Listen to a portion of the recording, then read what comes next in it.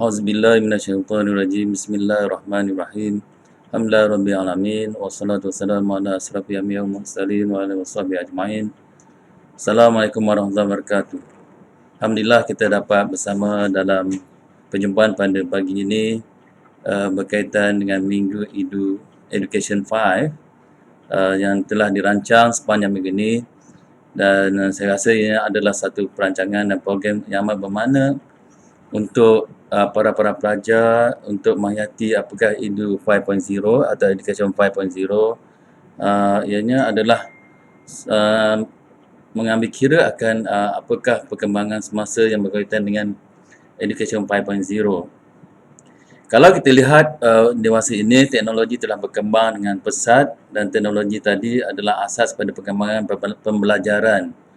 Walau bagaimanapun, teknologi itu adalah hanya sebagai alat ataupun sebagai wadah untuk kita memastikan perjalanan ataupun elemen pendidikan itu berlangsung dengan baik dan terbaik. Kita gunakan teknologi. Misalnya kalau kita lihat dalam teknologi kenderaan, dia bermula dengan kenderaan yang menggunakan wap, enjin batu arang batu, lepas tu kemudian dia berkembang kepada diesel dan sekarang elektrik dan seterusnya lah berkembang. Begitu juga perkembangan teknologi yang ada dalam kenderaan. Misalnya sekarang ni kenderaan daripada, begitu juga dengan wap, dan sekarang kenderaan telah boleh bergerak secara sendiri. Dan sebenarnya kalau kenderaan kereta baru Proton misalnya, X70 itu dia boleh park kereta sendiri. Ini adalah perkembangan teknologi yang membantu untuk perjalanan dalam konteks kita melaksanakan pendidikan, melaksanakan kehidupan kita seharian. Begitu juga perkembangan teknologi dalam pendidikan yang berkembang. Dengan teknologi bermula dengan kita pada peringkat awal, misalnya dalam pendidikan kita menggunakan mungkin atuk-atuk ataupun ayah awak belajar dalam papan hijau dia panggil, papan hijau dengan kapur, lepas tu whiteboard, dan sekarang ni dah ada screen board. Lepas tu dulu pakai OHP, dan sekarang ni menggunakan teknologi, iaitu kita menggunakan komputer, pelajaran melalui YouTube dan seumpama itu. Jadi perkembangan teknologi ni adalah sebagai alat. Jadi apakah begitu dengan Education 5? Education 5 ini adalah menekankan untuk menjaya segala teknologi yang memerlukan satu perkara yang besar dalam Education 5, itu adab dan juga amanah. Antara unsur-unsur yang besar untuk dilaksanakan dalam teknologi dalam pendidikan dewasa ini, dengan mengambil kira bahawa teknologi itu adalah sebagai alat ataupun sebagai wadah, tetapi ia tidak akan berjaya tanpa adab dan amanah. Terlebih dahulu saya ingin mengucapkanlah selamat datang kepada semua pelajar dan juga pelajar-pelajar baru dan lama. Dan untuk pengetahuan semua, UiTM amat besar hatilah kerana kita ada kedatangan kira-kira 2,800 orang pelajar baru ke UiTM Cawangan Johor, kampus Gamat dan kampus Pasir Gudang, dan terdiri daripada pelajar pradiploma, diploma, ijazah sarjana muda, dan juga kita ada pelajar-pelajar pasca siswaza, itu pelajar master dan juga pelajar PhD untuk sesi Oktober 2020 hingga Februari 2021. Selamat datang semua. Jadi saya cerita sikit Edu5 tadi bermula dengan teknologi kerana anda hidup dalam keadaan era teknologi makin ke hadapan, dan era inilah kita ingin pastikan pelajar tadi pembelajaran berlaku dan kita menghayati akan pelajaran tadi dengan menggunakan teknologi itu sebagai alat untuk membantu pelajaran kita dengan jadi yang lebih baik. Kalau lihat di ITM Johor ni, kita dulu bermula pada sekitar 1983. Dia punya perjalanan kita jauh, bermula daripada pembinaannya ketika itu di rumah kedai, di Bukit Siput, dan pindah ke Selamat Baru hinggalah pada tahun 1990 dan 1991 yang dibina di ITM di kampus tetap di Segamat, itu di kilometer 12 Jalan Universiti off Jalan Muar Segamat pada tahun 1990 dan mula beroperasi 1991. Dan di Pasir Gudang pula terletak satu premis yang baru bermula pada tahun 20 2016. Dan saudara saya sekalian, saya rasa amat betul lah kalau kita lihat di sini, saudara-saudara ditempatkan di ITM Johor dan kita telah melengkapkan ITM Johor dengan berbagai fasiliti dan berbagai pembangunan supaya anda semua dapat belajar dalam suasana yang baik dan suasana yang kondusif untuk pembelajaran. Oleh itu, ambillah peluang ini supaya memanfaatkan diri dalam keberadaan anda di ITM Johor ini.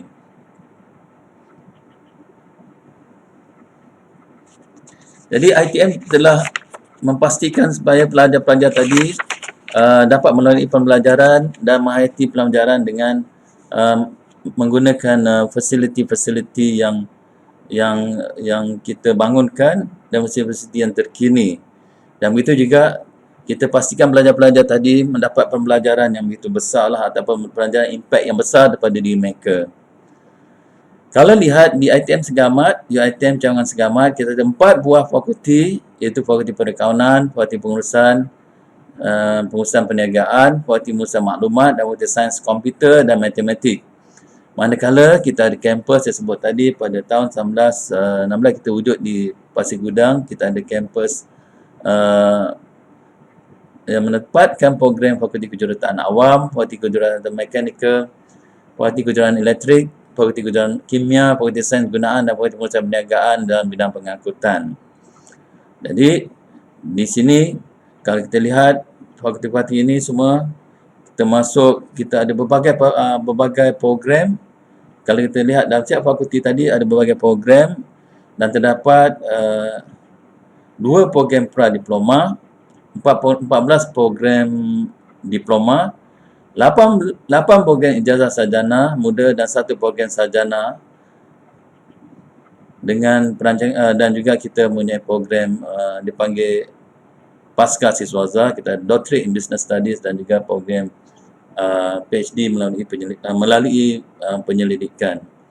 Ingin saya ingatkan pada pelajar-pelajar semua, sekiranya anda duduk dalam track pra-diploma, berusahalah untuk mendapat markah yang baik ataupun pencapaian GPA, CGPA ataupun purata grade yang baik untuk membolehkan anda semua untuk melanjutkan pelajaran ke peringkat diploma, kelak diserapkan masuk diploma UiTM. Dan diploma di ITM pula mesti berusaha bersungguh-sungguh untuk mendapat pointer yang tinggi. Misalnya dapat 3 poin ke atas untuk ditimbangkan atau diserap untuk masuk ke program ijazah. Begitu juga lah dengan program ijazah, anda juga boleh buat program profesional yang berkaitan. Misalnya kalau anda bidang accounting, boleh buat ACCA, CIMA, atau dalam bisnes boleh buat kursus-kursus kepakaran ataupun profesional yang lain. Tapi semuanya memerlukan keputusan yang baik. Oleh itu, peluang yang diberi ini janganlah kita sia-siakan daripada hari pertama. Nak dapat keputusan yang baik ni daripada hari pertama lah kita perlu merancang, kita perlu berusaha supaya keputusan kita kekal baik. Gunakanlah teknologi-teknologi yang ada tadi dan hayatilah apa yang dipanggil sebagai nilai-nilai dalam Education 5, mempunyai sifat adab dan amanah, supaya kita merasakan kita belajar ni sebagai satu amanah. Kita belajar, kita mengikuti adab-adab dia, ada adab-adab yang kita ikut. Kalau kita hayati semua ni, insya-Allah kita adalah mereka-mereka yang akan diberi peluang untuk melanjutkan pelajaran, untuk mengambil ke peringkat lebih tinggi selanjutnya dengan bersikap positif, dengan karakter-karakter yang menjadi karakter yang bersesuaian dengan tema Education 5 UiTM tadi.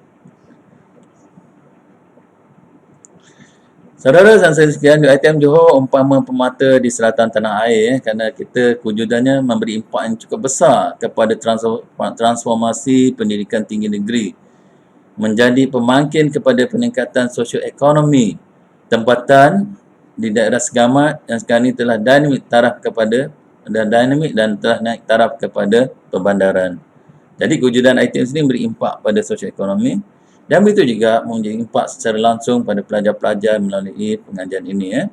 Kalau mengikut statistik, kebolehpasaran ataupun employability yang boleh dapat kerja, UiTM Johor lah antara kampus yang tertinggi di kalangan kampus-kampus cawangan lain kebolehpasaran kerana kualiti yang dihayati oleh pelajar-pelajar UiTM Johor. Oleh itu saya amat menekankan supaya kualiti, adab dan amanah ini dihayati supaya anda semua kemudian hari bila anda bergraduan, anda antara mereka yang dicari oleh pasaran dalam konteks memenuhi peluang pekerjaan di pasaran dewasa ini.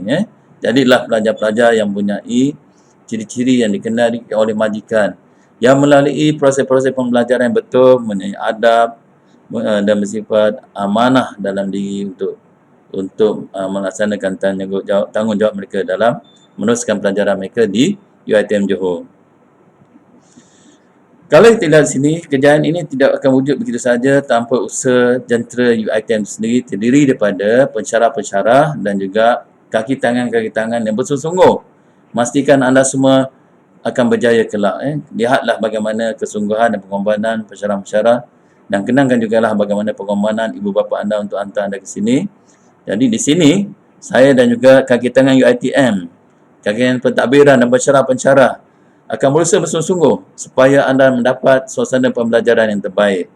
Pastikan anda terus teruja dan terus cemerlang di bawah Education 5 ni, ataupun Education 5, Education 5. Bilangan staf untuk mengulang semua, UiTM Cawangan Johor telah mencecah seramai 853 orang, iaitu terdiri daripada 498 staf di kampus Gamat dan 355 kaki tangan atau 3 orang di kampus Pasir Gudang. Manakala bilangan pensyarah pula seramai 483 orang, iaitu 253 orang pensyarah di kampus Gamat dan 230 orang di kampus Pasir Gudang. Manakala bilangan pelajar sehingga September 2020 seramai 9,702 orang dengan 667 orang pelajar menuntut di kampus Gamat dan bilangan pelajar sebahagiannya bilangan pelajar adalah di Pasir Gudang seramai 3,025 orang merangkumi pelajar sepenuh masa, separuh masa dan juga pelajar sarjana dan pasca siswaza. Jadi dengan itu kalau kita lihat sumber modal insan, human capital sebesar UiTM Johor ini sentiasa berusaha. Kita sentiasa berusaha menyediakan prasarana pembelajaran, pendidikan dan pembelajaran yang seberlengkap, PMP yang seberlengkap dan moden setaraf dunia. Kalau kita lihat, kita telah melengkapkan Wi-Fi yang lebih menyeluruh. Hampir semua kolej-kolej dan sudut-sudut di UiTM punya Wi-Fi. Dan UiTM telah memastikan bahawa setiap pelajar tadi boleh melalui pembelajaran melalui platform teknologi-teknologi yang telah disediakan. Begitu juga kalau kita lihat UiTM ini telah bertemakan sejajar dengan tema UiTM Cawangan Johor itu Simfoni Alam, kita punya alam persekitaran kondusif, digital dan bestari. Digital ni bermakna kita punya teknologi yang bersesuaian dalam bentuk digital dan bestari. Dan bestari ini adalah pembelajaran yang kita pastikan impak pelajaran yang tinggi. Pastinya setiap pelajar teruja untuk datang dan belajar di kampus Segamat dan juga kampus Pasir Gudang. Ingatlah bahawa UiTM sentiasa berusaha untuk menyediakan anda-anda semua sebagai profesional yang akan memenuhi industri kelak. Anda-anda semua akan dilekatkan dengan berbagai-bagai kemahiran, berbagai keperluan supaya anda ni boleh pasaran anda. Jadi pensyarah dan sebagainya berusaha mendedahkan anda dengan kefahaman dan teknologi terkini, dengan ilmu-ilmu terkini, dengan tata cara terkini, praktis terkini untuk dihayati dan dilaksanakan. Jadi berbalik pada minggu Education 5, kami percaya setiap pelajar telah mendapat pendedahan berkaitan tarifan Education 5 dari taklimat berbagai timbalan Naib Chancellor Akademik.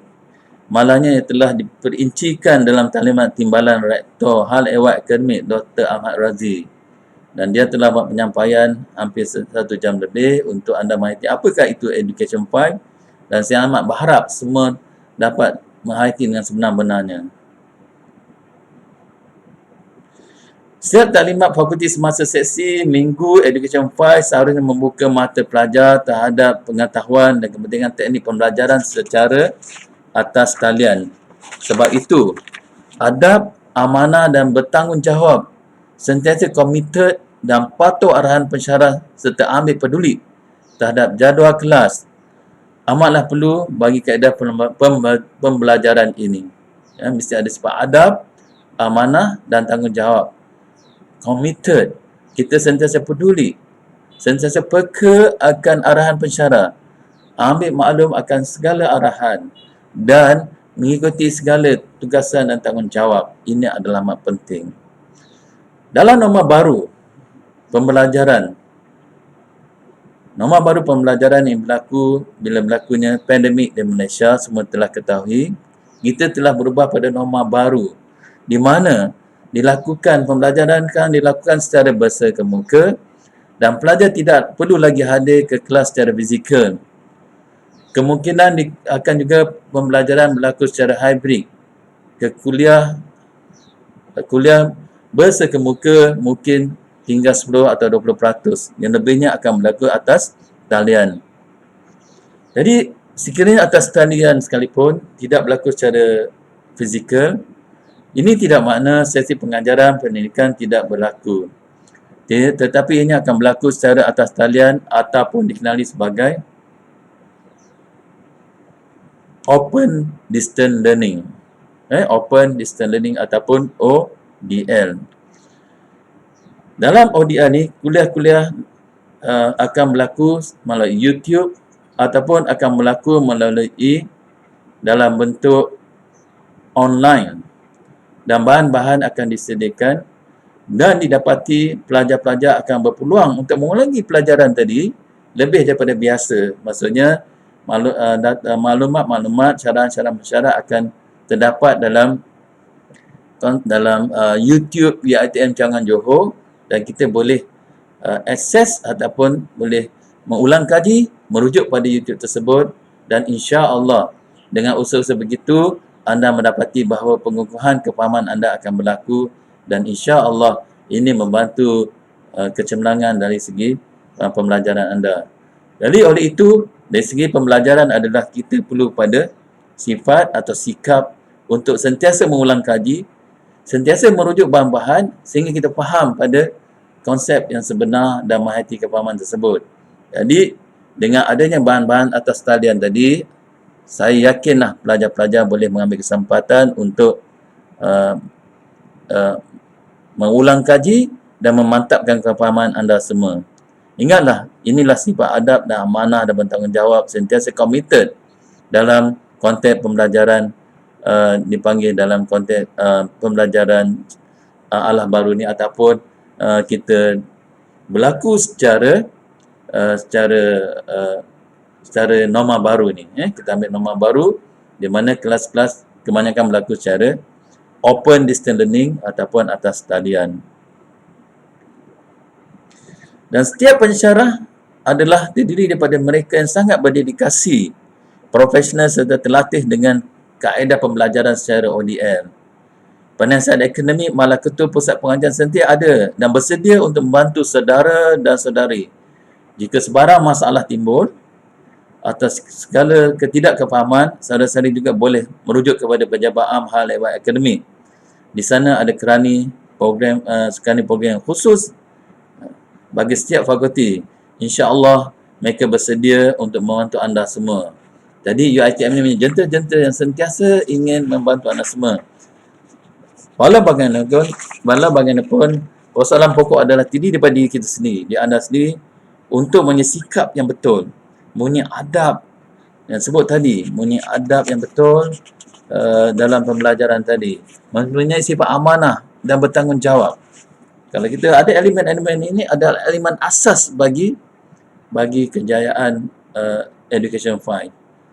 Kita mesti ada sifat amanah tadi, beradab dan kelas. Misalnya kita tahu kuliah-kuliah kita hadir, kita dengar dengar kuliah-kuliah tadi, walaupun kita tidak bertemu dengan pensyarah secara bersemuka atau face to face, tapi adabnya adalah kita mendengar. Dan dalam adab-adab lain, Imam Ghazali menyebut adab-adab orang menuntut ilmu adalah mereka bersedia mencatat ilmu-ilmu tersebut. Jadi jangan lupa, bukan kita dengar saja, kita mesti bersedia untuk mencatat. Dan kita mesti ingat, kita perlu juga dalam konteks ini adalah perlu sentiasa membaca. InsyaAllah akan ada bahan-bahan atas talian ataupun bahan-bahan yang kita akan diberi atau buku-buku yang dijadikan sebagai sumber rujukan kita. Perlu kita seterusnya membaca bahan-bahan tersebut. Ingat bahawa dalam pepatah ada disebut knowledge is power. Berilmu ni adalah satu kekuatan. Tetapi sekiranya kita membaca, reading is your superpower. Dengan membaca kita akan jadi lebih kuat. Jadi superpower. So knowledge is power, reading is your superpower. Oleh itu kita kena gunakan super brain. Keupayaan otak kita ni, dia punya keupayaan untuk menyimpan maklumat bersamaan dengan library kita. Kalau kita ada library tu lebih kurang dalam 70 library keupayaan otak kita. Kalau kita keluarkan otak kita dalam bentuk buku-buku tadi, dia berupa macam 70 library punya buku. Berjuta-juta buku boleh disimpan dalam fikiran kita. Tetapi tidak berlaku sekiranya kita tidak membaca. Sebab itu dipanggil knowledge is power, reading is your superpower. Use your super brain. Guna otak kita ni. Dia akan jadi, orang yang banyak baca ni otak dia akan jadi lebih cergas, lebih alert, lebih ni. Dan kalau kaedah-kaedah lain pula, orang banyak baca ni susah nak dapat penyakit-penyakit seperti penyakit pelupa, nyanyuk dan sebagainya. Petang lagi kita kena baca lah. Baca dari segi akademik, baca dalam bentuk macam mentambahkan kefahaman penghayatan hidup kita sebagai Muslim pula. Baca Quran, baca hadis, baca ilmu-ilmu menambahkan kekuatan kita, di samping menambahkan kefahaman dan penghayatan kita, iaitu ilmu-ilmu akademik yang kita belajar. Penting di sini. Jadi lain pula misalnya berkata bahawa sebuah buku tu lebih kurang 64,000 perkataan. Kalau kita bagi dengan 120 minit sehari, mungkin satu buku tebal tu kita boleh baca dalam seminggu. Dan masa yang terbaik untuk membaca ni adalah masa belah pagi, bukan masa nak tidur baca buku. Yang kita baca buku tadi, kalau kita betul-betul baca satu buku tadi, insya-Allah dalam masa sejam atau 2 jam kita baca, kita boleh habis satu buku dalam masa 1 minggu. Persoalannya bagaimanakah kita berusaha untuk membaca, dan banyak mana kita telah baca, dan banyak mana kita membaca dalam 1 minggu. Jadi saya rasa tidak kenalah kalau kita ni pelajar tetapi kita tidak membaca, rugilah kita jadi pelajar. Sepatutnya kita banyak membaca. Zaman pelajar ni lah masa yang banyak disediakan untuk kita membaca dan membuat ulang kaji. Saudara-saudari sekalian, di kesempatan ini saya ingin mengingatkan saudara saya sekalian supaya sentiasa proaktif. Proaktif ni dalam kelas secara ODL. Apa ODL tadi? Open Distance Learning. Kita kena proaktif. Proaktif ni misalnya kita sentiasa memikirkan macam mana kita untuk memahami mata pelajaran tersebut. Kalau misalnya kita tak faham, kita boleh WhatsApp pensyarah. Kita boleh email pensyarah. Kalau misalnya talian kita pada hari itu lemah, kita beritahu pensyarah talian kita lemah, tak dapat maklumat tersebut. Kita kena proaktif. Dan kita mintalah pensyarah supaya email pada kita, kalau dapat daripada email. Dan sekiranya tak dapat semua tu, kita mintalah pensyarah supaya post bahan-bahan tersebut. InsyaAllah pensyarah akan post bahan-bahan tersebut. Sebab tu dipanggil Open Distance Learning. Kita mintalah pensyarah tadi supaya memastikan bahan-bahan tadi kita dapat bersama kita dan kita fahami. Ini penting. Nanti anda akan didedahkan dengan Google Classroom, Google Meet dan sebagainya. Ambillah peluang-peluang tadi dan cara proaktif. Cara proaktif. Dan antara perkara lain dalam Education 5 ini kita menekankan berlakunya pembelajaran dalam konteks yang dipanggil sebagai konteks norma baru dalam ODL. Elemen yang pertama saya kata penting adalah anda cuba wajibkan diri anda untuk hadir. Hadir secara fizikal dan mental. Bukannya kita biar benda tu berlaku, misalnya bersyarah cara online, kita di tempat-tempat lain. Kita tak maulah sifat amanah ini tidak berlaku. Adabnya adalah untuk hadir. Amanahnya dan diri kita untuk memastikan kita hadir dalam tu. Itu adalah amanah. Amanah tu dan diri kita. Adab-adab ni adalah pelaksanaan amanah tu sendiri. Jadi benda tu kena campur dua-dua sekali. Dalam diri ada amanah, adab adalah pelaksanaan ataupun apa ni dia panggil sebagai etika-etika, tata cara perbuatan perilaku kita. Itu adalah adab-adab yang perlu kita perincikan. Ianya dalam diri kita ada sikap amanah yang besar. Ini mesti ada dalam kita. Ya. Jadi kita jadikannya satu amanah untuk hadir. Dan begitu juga kita amanah dan kita ini kita bertanggungjawab untuk tidak meniru. Kerana dalam pelajaran sifat amanah ni tanggungjawab di dalam diri kita ni kita meniru. Tak boleh meniru dalam peperiksaan. Tidak boleh meniru dalam pentafsiran ataupun dalam membuat kerja kuliah, dan semua ini adalah dikira sebagai benda yang kita tak boleh lakukan.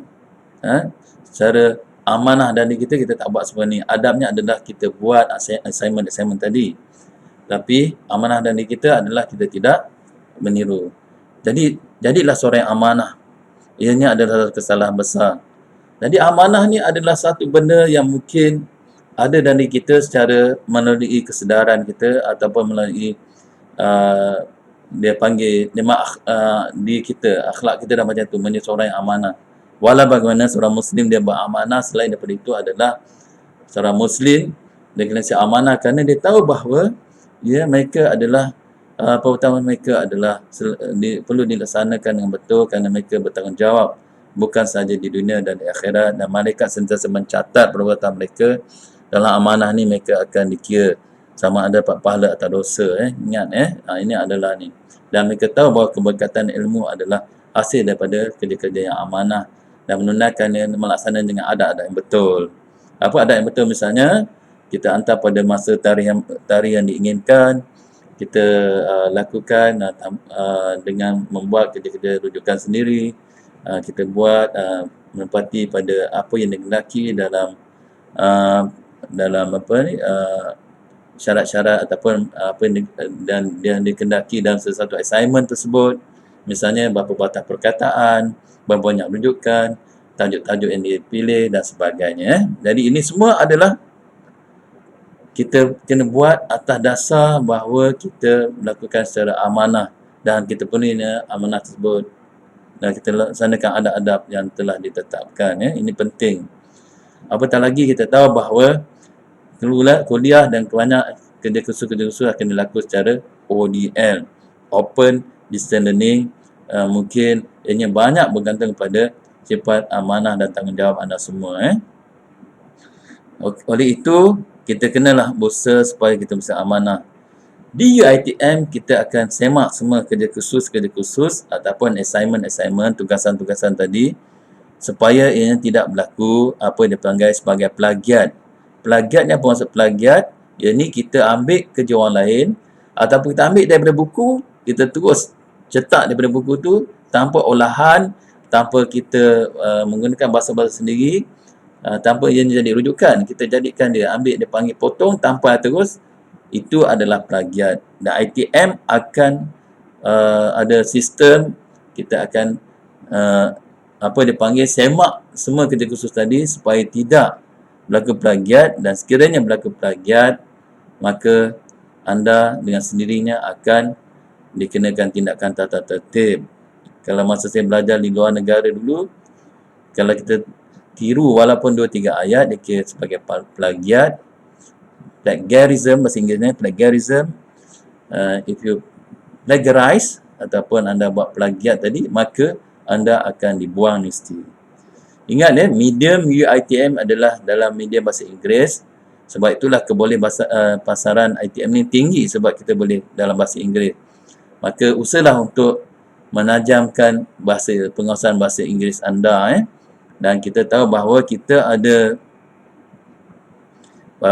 kursus bahasa Inggeris dan kita ada pensyarah bahasa Inggeris, dan buku-buku rujukan kita adalah hampir semua dalam bahasa Inggeris. Walaupun lebih kurang 20% dalam bahasa Malaysia, tapi majoriti adalah dalam bahasa Inggeris.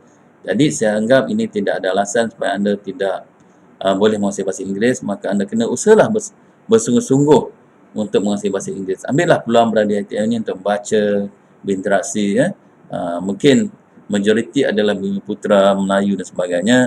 Mungkin anda tidak ada apa dipanggil sebagai desire ataupun kesungguhan dalam bahasa Inggeris. Tapi kalau kita latih diri kita untuk berkomunikasi bahasa Inggeris sama-sama kita, insya-Allah bahasa Melayu tak terjejas. Kita boleh meningkatkan diri kita. Satu lagi adalah penguasaan bahasa Inggeris secara lisan dan secara subconscious dan conscious mind. Jadi please practice yourself. Please make it like things that are going to be with you, that is always communicated in English. Interact among your friends in English. Embrace the Edu5. That is very essential for your education. Okay, perkara lagi saya ingin sebut, dalam keadaan sekarang ni kita berhadapan dengan pandemik coronavirus, dan kita kena masing-masing kena ambillah adab-adab menjaga dan memastikan distancing dalam berlaku supaya tidak terjejas pembelajaran dan sebagainya. Jadi ITM telah mengambil langkah-langkah yang proaktif supaya kita memastikan pembelajaran berjalan dengan baik walaupun dalam suasana coronavirus ini tadi. Maka oleh itu saudara-saudari perlulah berusaha untuk sama-sama menjaga supaya kita tidak terjejas pembelajaran kita oleh wabak ini. InsyaAllah kalau semua-semua jaga, kita cuba atasi, wabak ini akan berakhir. Dia tidak akan berakhir kalau kita tidak sama-sama usaha untuk melaksanakannya. Oleh itu, pelajar-pelajar sekalian, berusahalah dalam Edu5 ini untuk mendapat kaedah dan pembelajaran yang maksimal. Ambillah pepatah Melayu berkata, kalau tidak dipecahkan ruyung, manakan dapat sagunya.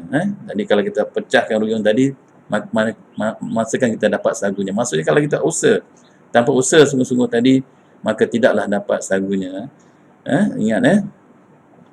Jadi selain itu, pelajar sekalian, anda semua diingatkan supaya peka pada sebarang arahan dari Kementerian Pelajaran Tinggi, arahan daripada Naib Chancellor, arahan untuk kembali semula ke kampus dah dikeluarkan pada masa ini dan masuklah pada masa yang sesuai.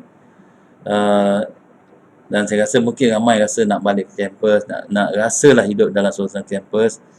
Walau bagaimanapun, patuhilah arahan-arahan tadi dalam suasana COVID-19 tadi.